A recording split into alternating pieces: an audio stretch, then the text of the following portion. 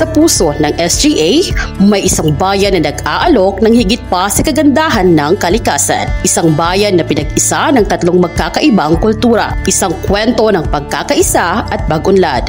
Mula sa mga bundok hanggang sa mga talon, tuklasin natin ang kayamanan ng Old Kaabakan.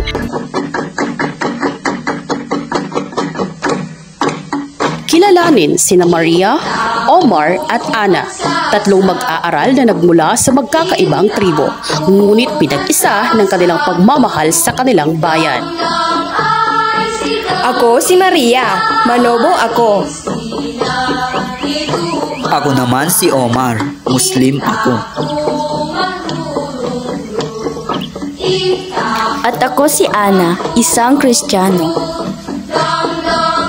Samahan natin si Maria sa Barangay Nangaan, kung saan matatagpuan ang napakagandang talon. Sabi nila, ang talon na ito ay pinagmumula ng buhay. Matagal na panahon na raw itong nandito. Saksi sa mga kwento ng ating mga ninuno.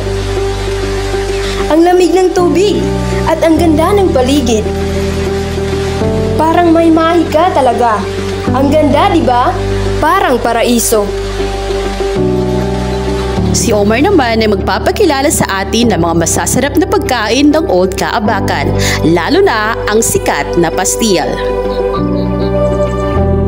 Higit pa sa masarap na pagkain, ang pastil ay bahagi na ng ating kultura. Para sa amin, ito ay simbolo ng pagtitipon-tipon ng pagsasama-sama ng pamilya at komunidad. Ang paghahanda nito ay isang ritual, isang paraan para mapanatili ang ating tradisyon. Ang bawat sangkap, ang bawat hakbang ng pagluluto ay may kwento. At ang lasa nito, yan ang lasa ng ating kasaysayan. At si Ana naman na magdadala sa atin sa mga modernong infrastruktura ng Old Kaabakan. Dati, mahirap ang buhay namin. Pero ngayon, dahil sa proyektong ito ng BARM, nakikita namin ang pag-asa. Ang hanging bridge, simbolo ito ng pagbabago. Ito ay tulay hindi lang sa mga barangay, kundi tulay din ito patungo sa mas magandang kinabukasan para sa amin. Ang galing, di ba? Patunay ito ng pagsulong ng ating bayan. Sa kabila ng kanilang pagkakaiba, nagkakaisa sina Maria, Omar at Ana.